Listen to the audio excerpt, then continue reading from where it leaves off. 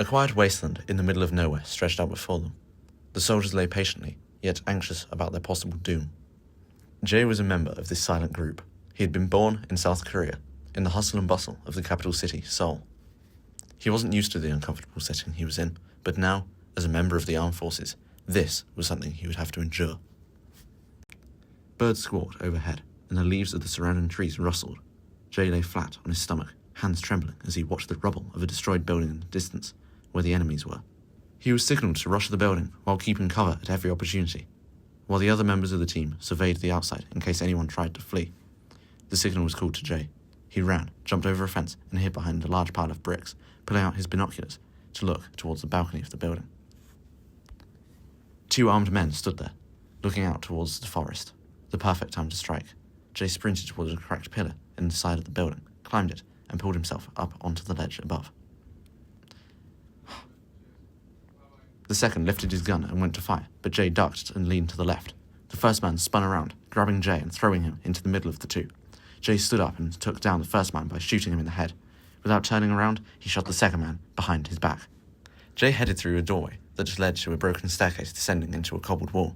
The hall wasn't very big, but it was filled with enemies Jay had to take down.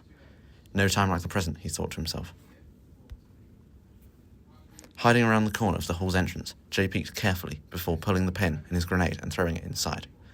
A reckless move, but he wouldn't have been able to take them all out on his own. Jay ducked down. The explosion followed, shaking the already crumbling building. Large beams of brick fell from above, narrowly missing Jay. He peeked around the corner again, seeing that all men had already been killed. He carefully entered the hall. Splashes of blood covered the walls. Jay's footsteps echoed throughout the room. Entering the only door in the hall, Jay was met with the sight of a small Hispanic girl and an older woman. He reached out his hand for them to take, but instead he found himself staring down the barrel of a gun. He backed away as a tall man with a neckerchief stepped out, holding the gun to Jay's head. Jay raised his hands and the man began to speak. "Give me one good reason why I shouldn't blow you to pieces," the man said. Jay replied with a grin. "It'll take a while to clean up the mess." Then, in one swift motion, Jay snatched the gun from the man's hand and shot him in the head. His body dropped to the floor. Jay grabbed the little girl and told the woman to follow him. They ran out of the building, back to the group of soldiers outside. Rescue successful. Jay sat in the jeep as it drove down a forest path. Next to him was a soldier named Anton, who was from Denmark. He had dirty blonde hair with stubble, a fairly large build, and spoke softly. He was a kind man. Jay and Anton got on well, despite the age difference. Anton was like a brother to Jay. Driving in the dark could be dangerous, especially on a forest path like the one they were on.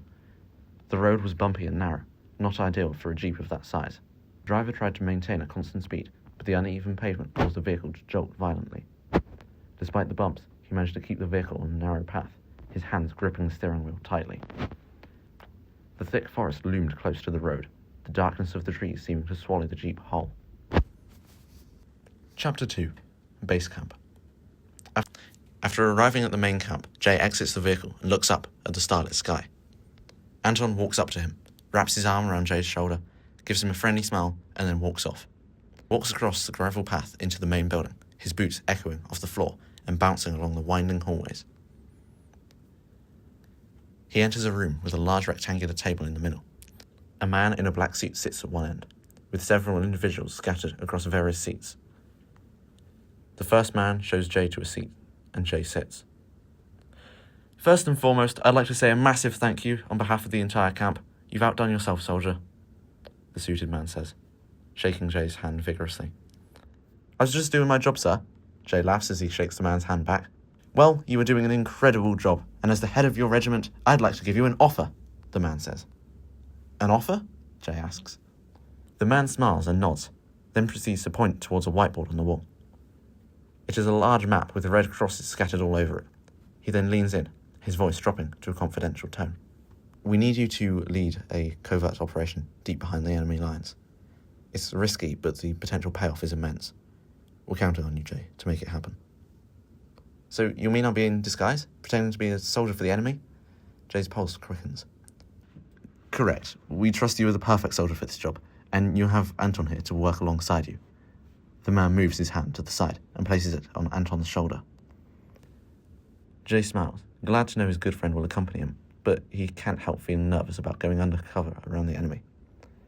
However, he puts his nerves aside and prepares for what's to come.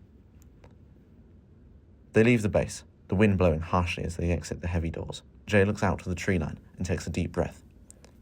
The next few days will be spent getting ready for this mission, and he can't fail. This was something he hadn't done before. He was certainly nervous, but deep down, Jay knew he could do it. Chapter 3. Undercover against the enemy.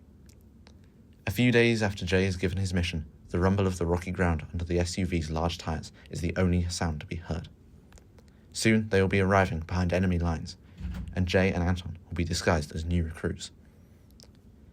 The SUV pulls up to the gates of a large military training camp, where their fake IDs are checked before entering.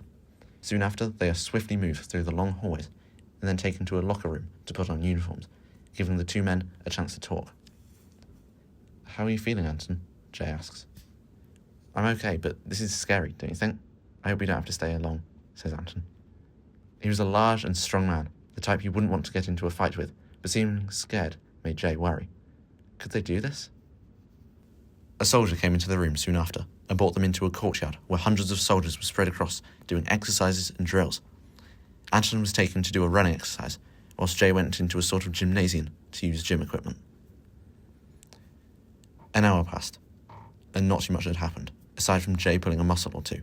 He decided to go and grab a drink, so he left his bench and walked to his side room with a water cooler. He stood filling his drink when a massive crash and scream occurred. Jay quickly put his head out the door, thinking someone had hurt themselves in the gym, but he saw a massive hole in the ceiling, with multiple soldiers being dragged away by hooks through it. Jay sprinted out the side room. 3 men had been lifted through this hole in the ceiling, never to be seen again. "What the hell is going on?" Jay shouted. All the soldiers in the gym were screaming and shouting. Some ran out of the building, whilst others hid. At that moment, Jay's stomach dropped. Anton was still outside. He rushed into the courtyard, frantically looking around for his friend. "Anton, where are you?" he screamed. "Over here, Jay," Anton shouted from behind some boxes. Jay rushed over and knelt with Anton behind the abundance of boxes. They looked up at the gymnasium ceiling. A cloud was floating above the hole, with the hooked men being dragged into it. What was Jay seeing? Surely this was some sort of dream. Had he hit his head in the gym, or taken something he shouldn't have? Jay's arm and pulled him into a run. They made their way across the courtyard into the main building. Once inside and severely out of breath, they quickly found their belongings. "We need to do something, Anton," Jay said, desperation in his voice. "I know, Jay, but what can we do?" Anton asked. "I don't know right now, but what I do know is we can't stay in here with that thing outside," Jay replied. "But what about the mission?" Anton asked, grabbing Jay's shoulders. "Screw the mission, Anton. Our lives are more important," Jay said, grabbing Anton's hands off of him. The 2 soldiers, now scared like little children, rushed to the front of the main building.